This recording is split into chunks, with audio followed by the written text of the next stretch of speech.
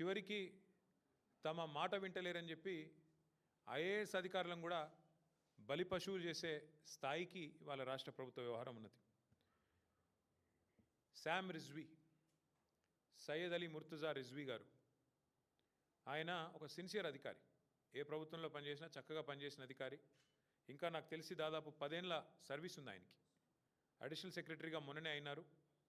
అంతా బాగుంటే ఈ దౌర్జన్యాలు, దుర్మార్గులు ఇట్లాంటి వాళ్ళు లేకపోతే ప్రభుత్వాన్ని నడిపే వాళ్ళకి సోయి ఉంటే బహుశా క్యాబినెట్ సెక్రటరీ స్థాయిలో, అంటే భారతదేశంలోనే అత్యున్నత స్థాయి ఒక ఐఏఎస్ అధికారికి క్యాబినెట్ సెక్రటరీ, ఆ స్థాయికి పోయే అవకాశం ఉన్న అధికారి సయ్యద్ అలీ ముర్తుజా రిజ్వీ. అట్లాంటి రిజ్వీ గారు ఒక నిజాయితీపరుడైన అధికారిగా ఆయనకు పేరుంది.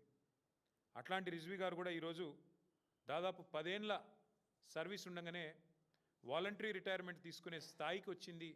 దౌర్జన్యాలు, దుర్మార్గాలు, అరాచకాలు అంటే ఎంత దరిద్రంగా ఈ ప్రభుత్వం నడుస్తున్నదో, ఎంత నికృష్టంగా ఈ ప్రభుత్వంలోని మంత్రులు, ముఖ్యమంత్రి యొక్క వైఖరి ఉందో దాన్ని బట్టే చెప్పొచ్చు. ముఖ్యమంత్రి గారి అల్లుడికి ఓ టెండర్ కావాలంట ఎక్సైజ్ డిపార్ట్మెంట్లో, మంత్రి గారి కొడుకేమో ఆయన కాకుండా ఇంకెవరికో ఇవ్వాలంట. సో ఇద్దరు పంచాయతీ అన్నమాట.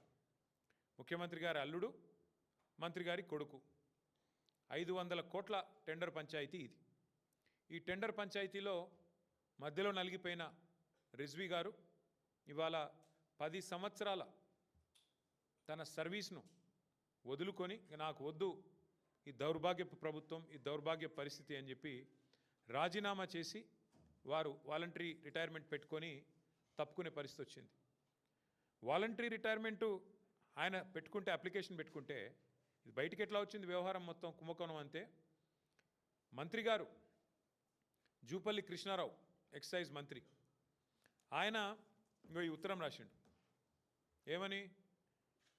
ఈయన అధికారి, ఐఏఎస్ అధికారి గారు పెట్టుకున్న వాలంటరీ రిటైర్మెంట్ను ఆమోదించవద్దు, ఆయన మీద ఎంక్వైరీ చేయాలి, నేను చెప్పినట్టు వినలేదు, ముఖ్యమంత్రి చెప్పినట్టు విన్నాడు, ఆయన అల్లునికి వచ్చింది, నా కొడుకు రాలేదు అని చెప్పి ఆ అధికారి మీద కక్ష తీర్చుకోవడానికి మంత్రి గారు రాసిన ఉత్తరం అధికారిని చివరికి తన వాలంటరీ తీసుకునే, రిటైర్మెంట్ తీసుకునే పరిస్థితి తెచ్చింది.